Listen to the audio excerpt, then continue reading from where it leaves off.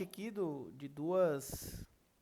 de uma API, de um get products, e é como se ela fosse uma paginação, página um, página 2.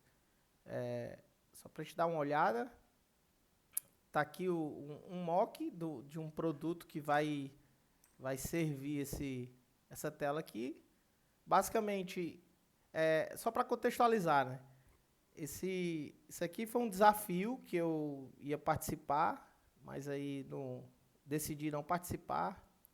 E ficou aí na minha mente, né? Aí quando a gente falou aí sobre a gente o que desenvolver e tal, aí eu lembrei do desafio e disse, vou fazer aquele desafio que eu não tinha feito. Então, basicamente é um e-commerce que vende fruta. E aí tá aqui como que seria uma entidade fruta, né? Tem um nome, uma descrição, uma imagem, um preço, uma unidade, quanto tem no estoque e uma tabela nutricional, só para a gente poder desenvolver mais view aí. De propósito, eu fiz o back-end em português, para a gente poder fazer um passe lá na frente e usar os nomes em inglês. Basicamente é isso. A gente não vai implementar essa busca agora, hoje, porque um mock não dá para buscar, ou eu trago tudo ou nada. Mas aí a gente vai implementar a tela. E a busca fica para o próximo momento. Aí eu vou usar Clean Architecture, vou usar o Mobex e vamos testar, né? Então, basicamente a gente vai fazer isso daí. Eu criei aqui um projeto em branco, tá aqui ele aqui, e eu vou agora, vamos corrigir aqui algumas coisas. Então, inicialmente eu vou criar uma estrutura do Clean, né? Mais ou menos, deixar aí mais ou menos estruturada. Então, basicamente a gente vai criar 3 camadas, né? A camada de Presentation, uma camada de Domain e uma camada de Data. A camada de Data vai estar lá as implementações da regra de negócio que vão ser definidas na Domain. Então, normalmente eu começo o aplicativo pela Domain. E aí eu escrevo todas as regras de negócio e depois eu implemento elas. Então, vou escrever aqui as 3 pastinhas. Data, Domain, Presentation. Aí, galera, pode interromper, certo? Não é tutorial não, nem é para ficar como tutorial depois no YouTube, não. É para vocês mesmos aí. Então, se tiver dúvida, pode ir perguntando o que é. Então, eu vou iniciar o aplicativo pelas entidades, né? E vou chamar essa entidade aqui de Product.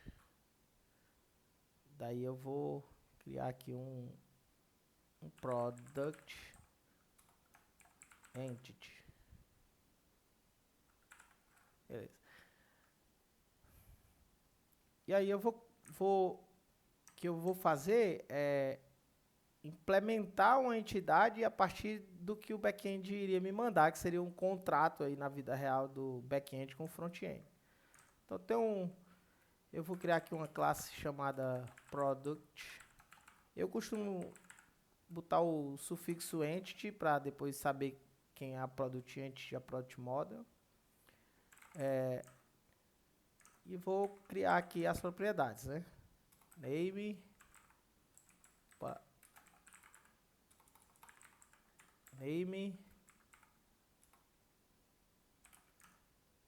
descrição,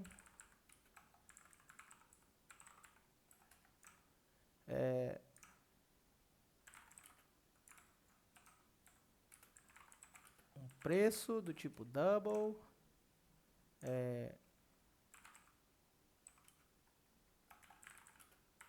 a unidade, um estoque,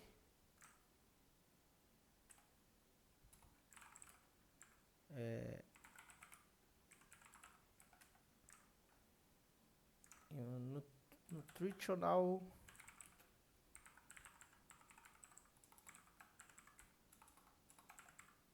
table. Aí essa nutritional table,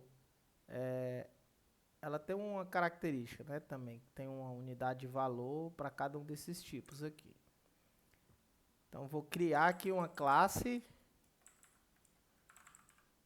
nutritional table entity. E aí essa nutritional table tem uma umidade. Acho que umidade se escreve moisture. E sempre eles são do tipo unidade e valor, unidade e valor. Então, vou criar aqui mais uma classe aqui. Unit value entity. E ela vai ter um string unity e um double value. Então, essa moisture é desse tipo. Aí eu tenho energy.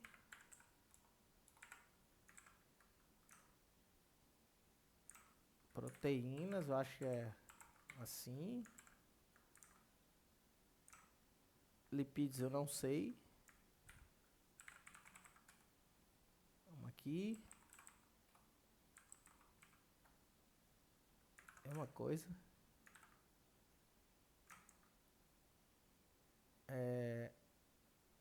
Carboidrato também faço a mínima ideia, deve ser parecido.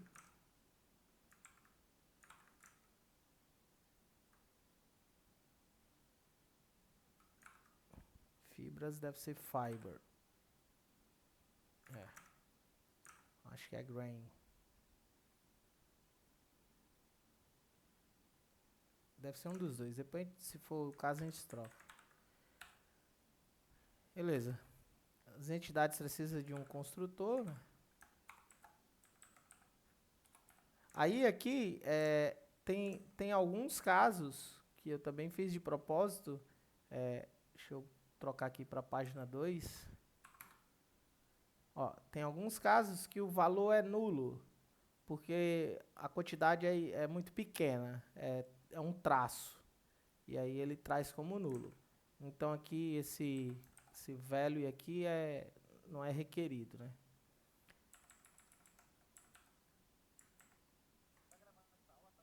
Tá sim.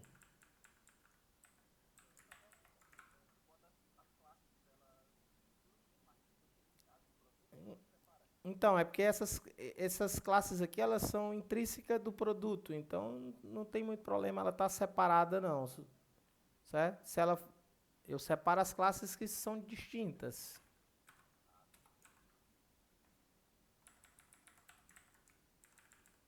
Então, aqui vamos lá, required this. Beleza. E esse cara é desse tipo aqui. Pode ser que no futuro os produtos não tenham nutritional table. De repente eu estou vendendo uma camisa. E aí uma camisa da empresa que vende fruta, por exemplo. Mas o core do aplicativo é vender comida e comida tem tabela nutricional. Mas por segurança eu vou deixar esse cara anulável. E aí criar um construtor aqui também.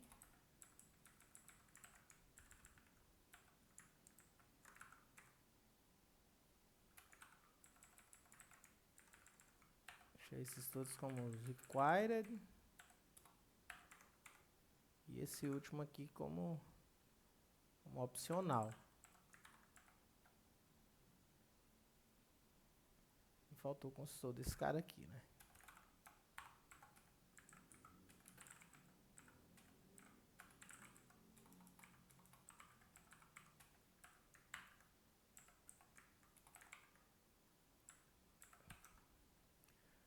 Beleza, aí como seria a entidade produto. Então esse é o primeiro contrato aí que a gente vai ter que respeitar. Só para não perder o contexto aqui, antes de começar, vamos logo instalar aqui algumas bibliotecas aqui.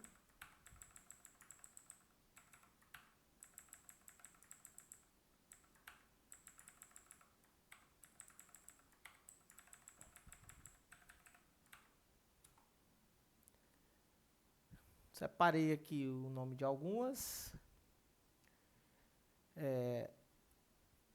Então, o carrinho atual, eu vou guardar ele com o Hive. Então, já vou deixar ele aqui, guardado aqui, o Hive e o Hive Flutter.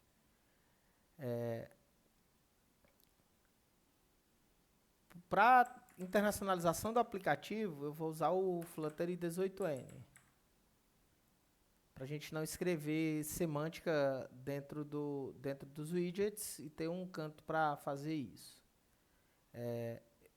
Para inversão de dependência, eu vou usar o Get. E aí eu estou instalando o Injectable junto para fazer a injeção via decoradores. Para chamar HTTP, eu vou usar o DIL. A gente vai tratar os erros com programação funcional e aí daí a gente vai usar o Dartz e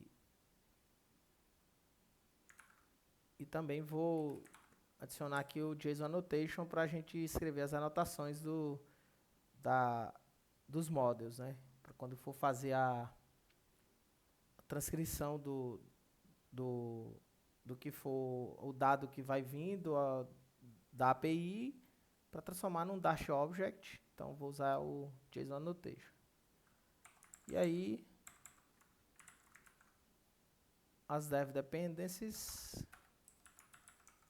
o build run, né? JSON Serializable para usar com JSON Annotation, o Hive Generator para gerar as classes do Hive, né? E o Injectable Generator para gerar o Get aqui.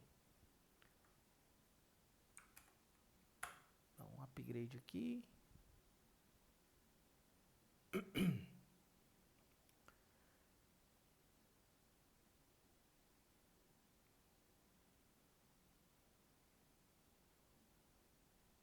Beleza, ainda na domain, eu vou criar aqui um repositories. E aqui eu vou criar os meus repositórios. No caso aqui, por enquanto, só product.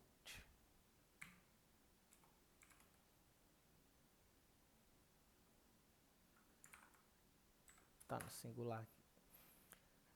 E aqui eu vou escrever um arquivo de repositório chamado product repository.dart. Esse cara, ele vai ter uma função específica de blindar a classe presentation, né, a camada de presentation, da camada de data. Então, para quem leu lá o Arquitetura Limpa, né, deve ter visto que o ideal é que a tua camada de data desconheça a presentation e vice-versa. E que a repository converse com a data especificamente para uma rota, em um único caminho, né, nesse sentido, e que a presentation faça requisições à camada de domain através de um caso de uso. E esse chama um repositório que vai lá na data e pega o dado. Então, é para isso que a gente tem um repositório no meio das duas camadas. Eu vou criar aqui também, dentro de domain, eu vou criar aqui um diretório chamado use case. Aqui também eu vou criar uma pasta chamada product. E aí eu já sei que um dos meus user case vai ser get products.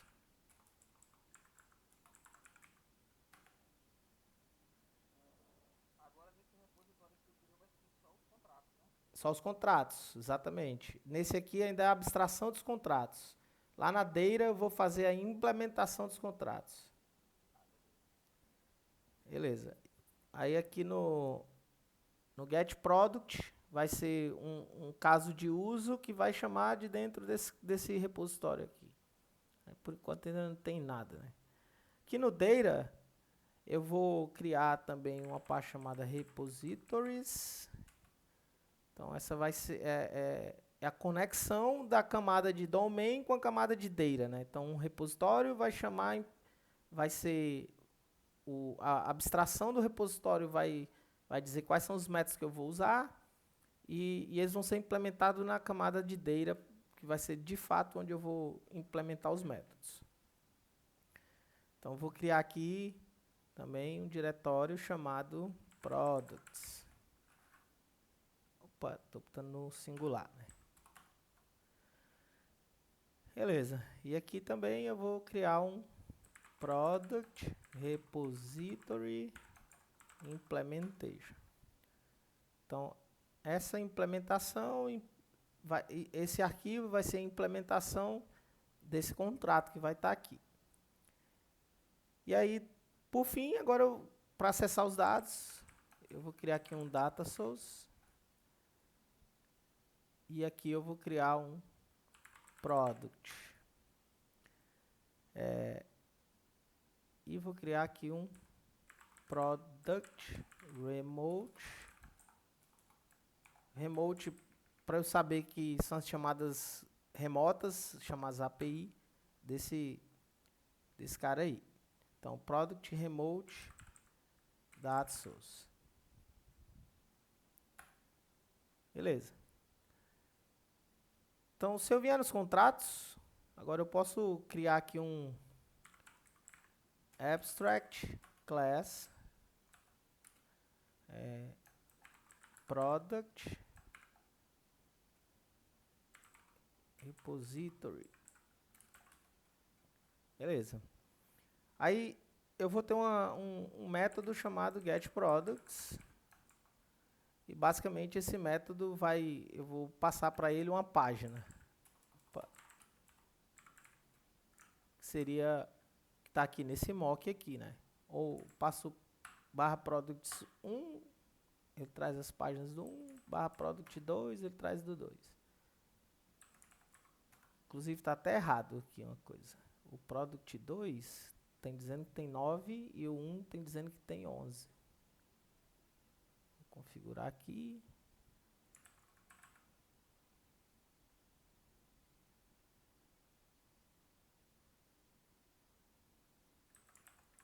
Beleza? Agora está 11 nos dois. Então, vou passar aí uma page. E eu vou receber, além dos dados, eu vou receber um page info. Então, tenho mais um contrato aqui, que é como eu recebo o dado, né? Eu sempre vou receber dado com page info e um data. Então, eu preciso vir aqui nas minhas entidades. E aqui eu vou criar um cara chamado response.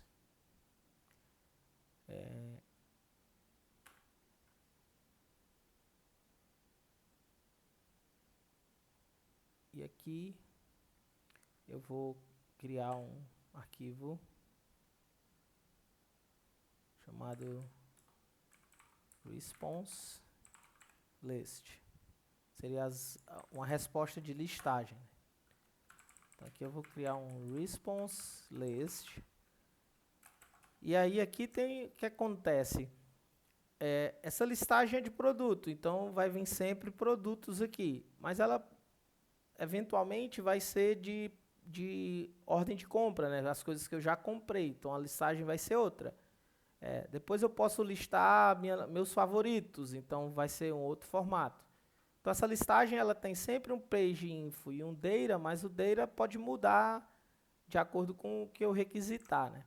Então, para eu deixar essa classe genérica, eu vou dizer que ela implementa um tipo T, né, que é uma classe genérica.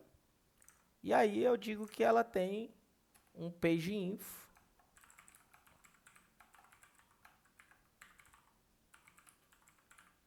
Então, ela tem aqui um page info, né? E ela tem um data que é do tipo, desculpa aí o TypeScript. É um list T, né? Só que eu não tenho ainda esse page info response, então vou criar aqui esse page info response. E aí ele tem um total page e um total row. Então esse cara aqui é um inteiro.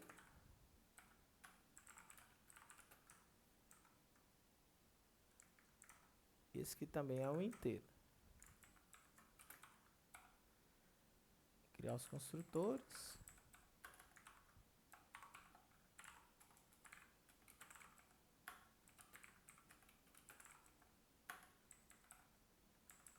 Criar o construtor desse cara aqui.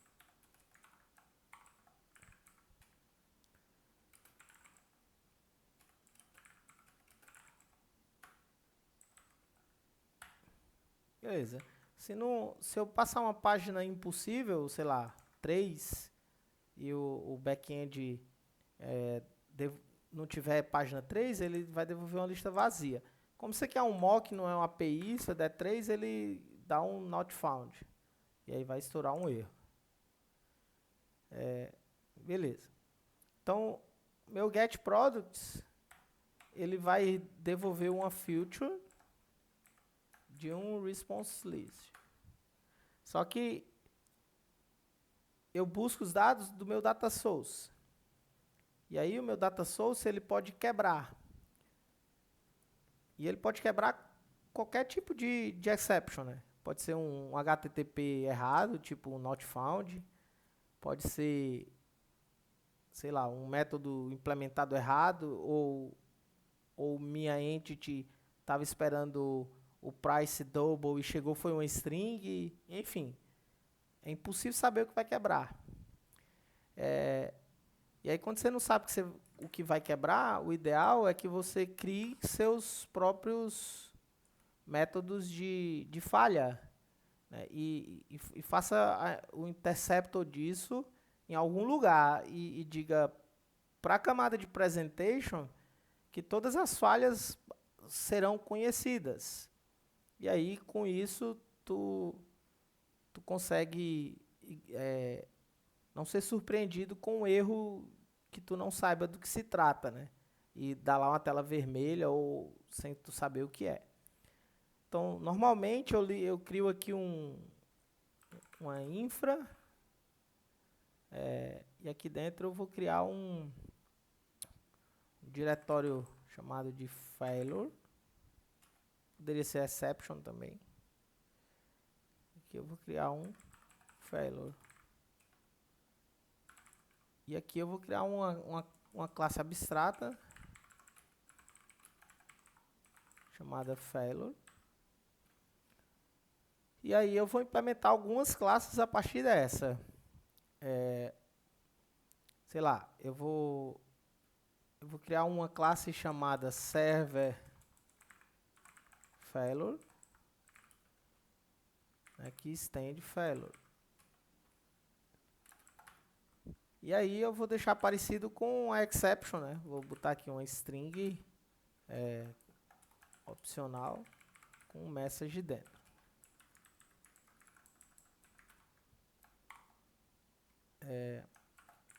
Beleza. Então agora eu tenho um tipo de erro conhecido que eu posso dizer para presentation, para domain e para data, que a partir de agora os erros de servidor vão falhar dessa forma. E aí eu consigo encapsular todos os erros num tipo de erro conhecido, né? Então, voltando para cá, eu posso criar aqui não sei se todo mundo conhece o Dart-Z, mas é uma biblioteca de programação funcional, né? E a gente pode usar ela aqui para dizer para o aplicativo que ou ele faz isso ou faz aquilo, né? É um waiter, né? E aí eu consigo dizer, ou devolve uma lista ou devolve uma falha. Então, posso vir aqui e dizer waiter de um failure ou um response list. Que a partir de agora o meu getProducts devolveu isso ou isso. Depende do que acontecer com a aplicação.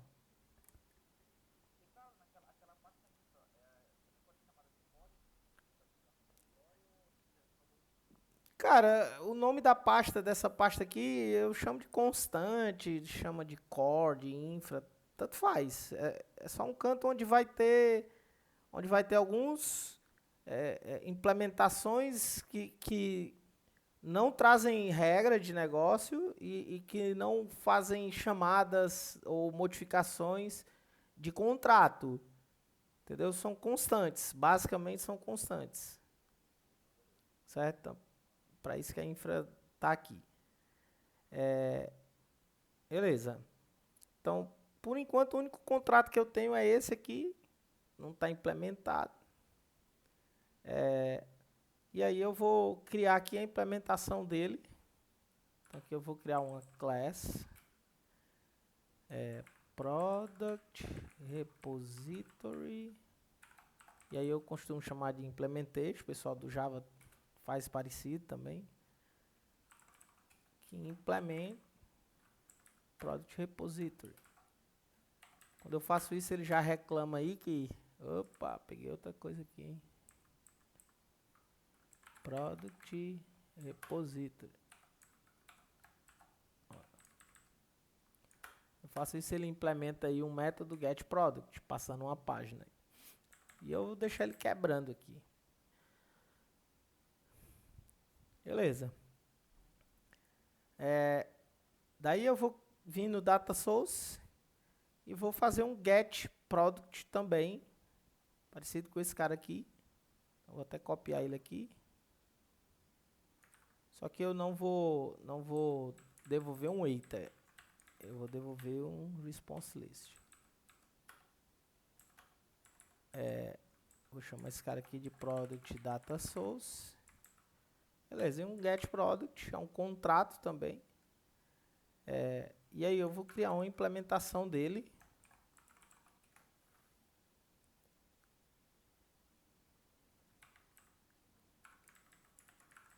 E aqui eu vou chamar de Product Data Source Implementation, que implementa Product Data Source. Beleza, vou pedir para ele criar aqui o método também.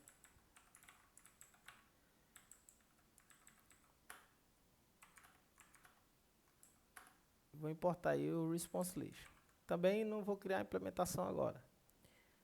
Então, basicamente, está montado o esqueleto para pegar produto lá de dentro do meu método. E aí, como eu ainda não implementei nada, né? Eu vou criar os testes aqui e eles fatalmente vão quebrar, né? Eu vou começar a criar aqui uma estrutura de teste, também parecida com a estrutura que eu já criei ali. Como eu vou testar o fluxo de recebimento de dado, né? O fluxo de recebimento no Clean Architecture sempre é passando por data, né? Data source, pega um model, transforma numa entity, devolve para um repositório que vai para um user case e o user case manda para a presentation. Então, vou testar no mesmo fluxo que eu vou desenvolver. Então, aqui eu vou criar um product. Vou apagar esse cara aqui.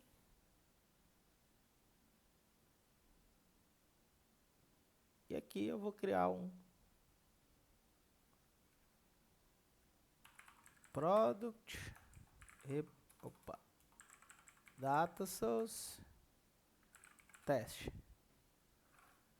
Beleza, esse aí vai ser minha camada de teste. Opa, faltou um data source aqui, né? O product vem aqui dentro.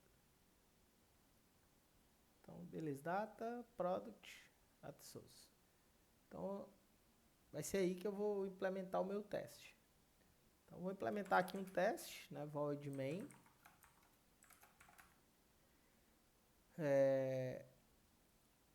Aí aqui você pode criar um group, né? Ou não.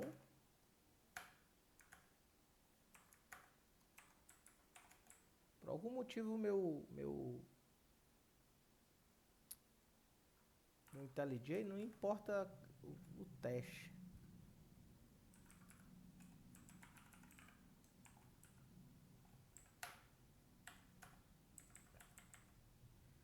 Beleza, vou criar aqui um grupo. Vou dar um nome para ele, né? Sei lá. Teste product data source. Então, passo aí uma descrição do teste e crio aqui a função de teste, né?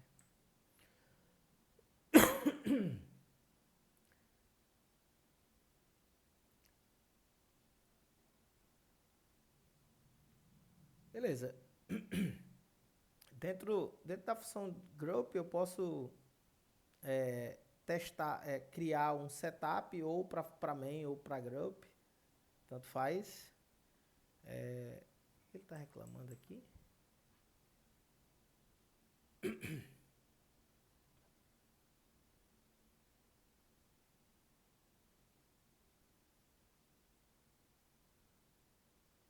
Não sei, acho que é porque eu não implementei nada. É nada, é só o... Era nada. Beleza, e aqui dentro do group eu posso criar os diversos testes. Eu vou criar aqui um teste. Na realidade, eu vou criar todos os testes que eu acho que precisam, né, aqui. Então, o primeiro teste vai ser o seguinte. When try get list products.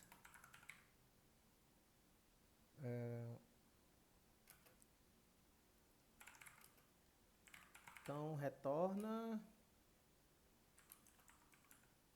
Não é uma lista, né? Retorna um response list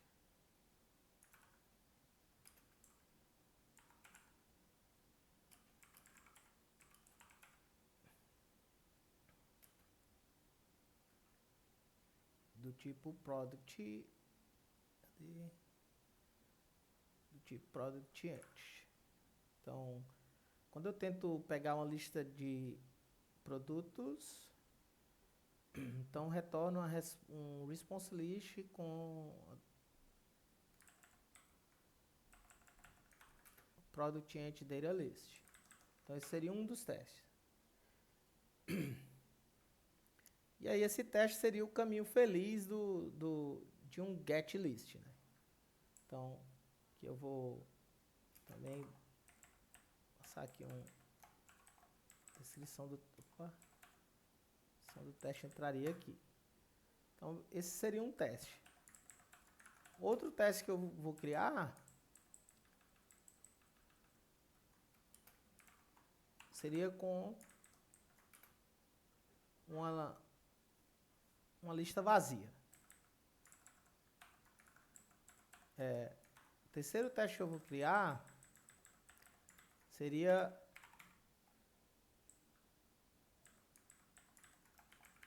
um erro, quando ele vai devolver um erro.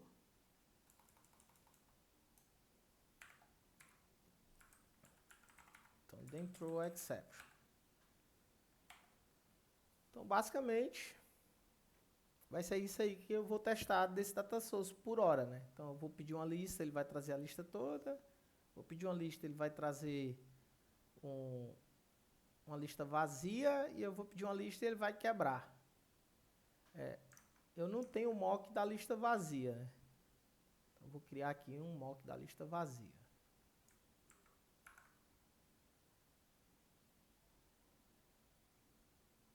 Eu vou duplicar esse cara aqui. Vou chamar ele aqui product/3.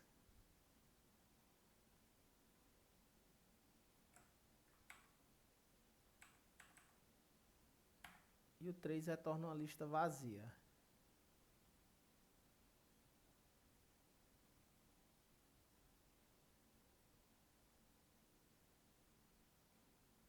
Então agora quando eu passar um 3 aqui, ele retorna a lista vazia, vai ser essa chamada aí.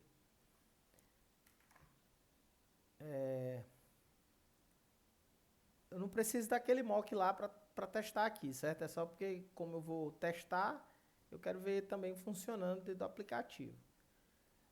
Esse cara, ele vai testar o data source. Então, tudo que tiver depois do data source, eu vou mocar. Né? Eu vou transformar numa chamada fake, né? Tudo que tiver do data source para trás. Por enquanto, data source não tem nada, então não vai... Se eu chamar esse cara aqui, ele vai quebrar. E é isso que eu vou fazer agora aqui no teste. Eu vou criar aqui uma variável final. Ah, sério. Antes de eu fazer isso, eu esqueci de fazer as injeções, né? Então aqui você... Supondo que a maioria sabe usar injectables, se não souber, é bem simples. Quando eu escrevo aqui uma anotação @injectable com I maiúsculo, eu estou dizendo que essa injeção de dependência, ela vai ter uma classe concreta sendo injetada a partir de uma abstrata. E aí eu preciso passar um as. Então, as da abstrata. Então aqui eu estou dizendo assim, ó, injeta a implementação, mas quando for referenciada a abstrata, escolhe a implementação. É isso que esse cara faz. Aqui. Não, se for injectable, sim. Ele traz uma nova instância, mas eu posso trazer um singleton. E aí ele sempre a mesma. Ele cria uma e devolve sempre ela. Data sources essencialmente são injetáveis, não são singleton, porque eu vou ali, busco um dado e destruo a instância, não importa. O dado foi para frente. O injectable faz a automação do get, exatamente. Beleza? Então, aqui também a mesma coisa. Injectable as, e vou passar o product repository aqui. E não tenho mais nada. Beleza. Eu vou rodar aqui um build runner.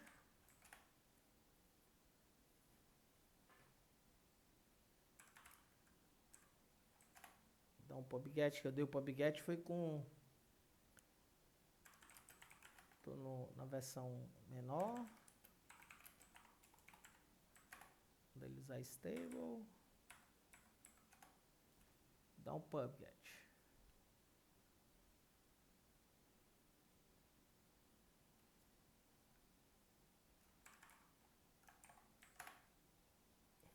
Agora rodar um watch no build runner.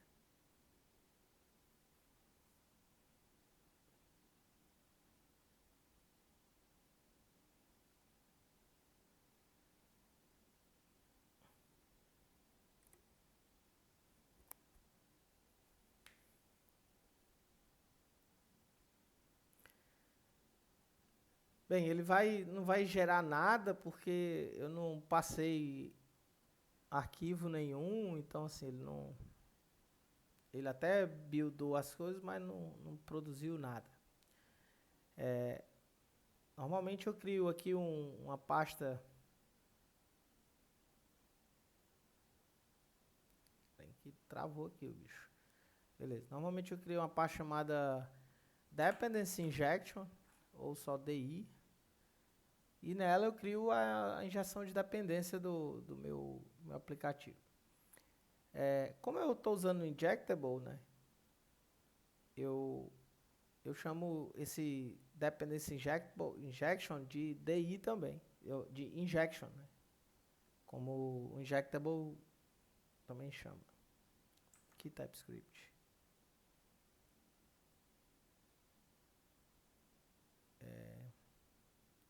Que doido. Os Dart ali não tá criando não.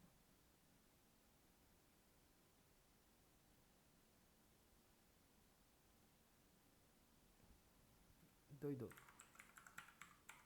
Injectable.dart.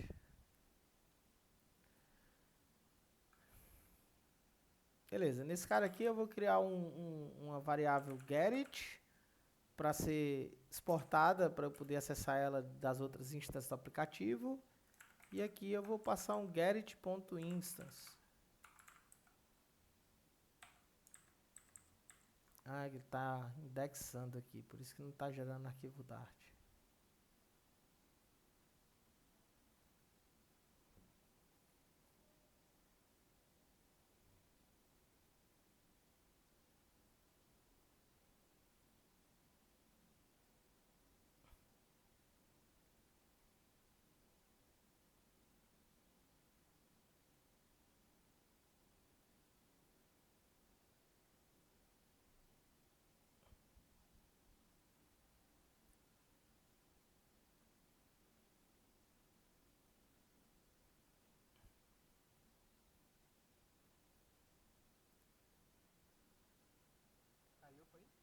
Não, deu algum problema aqui no meu IntelliJ aqui que não está indexando.